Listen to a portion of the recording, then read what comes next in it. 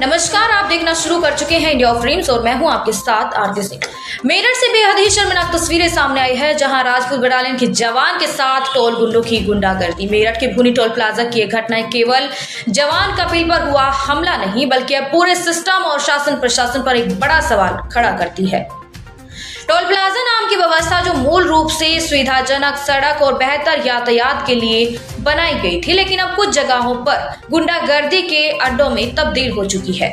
और सबसे भयावह बात तो यह है कि इस गुंडागर्दी के पीछे सिर्फ टोल कंपनियों के कर्मचारी ही नहीं, बल्कि स्थानीय नेताओं का संरक्षण और पुलिस कर्मियों की मिलीभगत भी दिखाई देती है।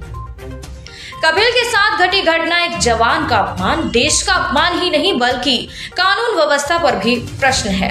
राजपूत बटालियन का जवान कपिल, जिसने ऑपरेशन सिंदूर जैसे चुनौतीपूर्ण ड्यूटी निभाई, छुट्टी पर घर आया था। छुट्टी खत्म होने के बाद जब वह वापस कश्मीर ड्यूटी पर जाने के लिए दिल्ली एयरपोर्ट पहुंच रहा था, तो रास्ते में मेरठ के टोल प्लाजा, भूनी टोल प्लाजा पर उसे रोका गया। उसने सिर्फ इतना कहा कि उसे ड्यूटी पर जाना है और उसे थोड़ा जल्दी जाने दिया जाए। लेकिन यह साधारण सी बात वहां तैनात गुंडा नुमा सिक्योरिटी इंचार्ज बिट्टू और अमित और उसके साथियों को हजम न हुई। इसके बाद जो हुआ वह शर्मनाक और अमानवीय है।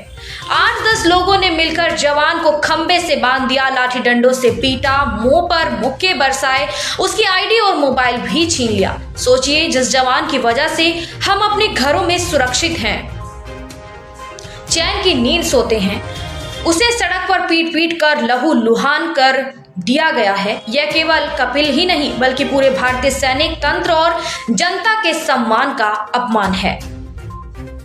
मगर पुलिस की भूमिका तो देखिए, और भी निंदनीय रही। इंसाफ नहीं बल्कि लीपापोती शुरू कर दी। घटना सुरूरपुर थाने के पास हुई। पुलिस मौके पर आई तो क्या किया, कपिल और टोल कर्मियों दोनों की तरफ से क्रॉस तहरीर लिखवा दी, यानी मामला मारपीट आपसी विवाद दिखा दिया गया। यह सवाल उठता है कि क्या पुलिस जनता की सुरक्षा के लिए या टोल कर्मी कंपनी की उनके गुंडागर्दी की सुरक्षा के लिए है। सवाल तो बहुत है, लेकिन जवाब एक भी नहीं। जब एक फौजी तक को न्याय नहीं मिलता तो आम आदमी की क्या औकात। मेरठ टोल प्लाजा पर गुंडई के मामले में संगीत सोम की एंट्री। भाजपा के फायर ब्रांड नेता संगीत सोम धरने पर, ग्रामीणों के साथ धरना देकर बैठे संगीत सोम गुंडागर्दी करने वालों पर NSA लगाने की मांग की। पुलिस प्रशासन पर भी संगीत सोम ने गंभीर आरोप लगाए। पुलिस ने 6 आरोपियों को गिरफ्तार किया। मुख्य आरोपी रवि की गिरफ्तारी बाकी है। फौजी को बांधकर पीटने के बाद ग्रामीणों को गुस्सा फूटा। टोल प्लाजा पर जमकर तोड़फोड़ के बाद धरना, कार्रवाई न होने पर प्रशासन को आंदोलन की चेतावनी दी। थाना सुरूरपुर क्षेत्र के भूनी टोल प्लाजा का मामला।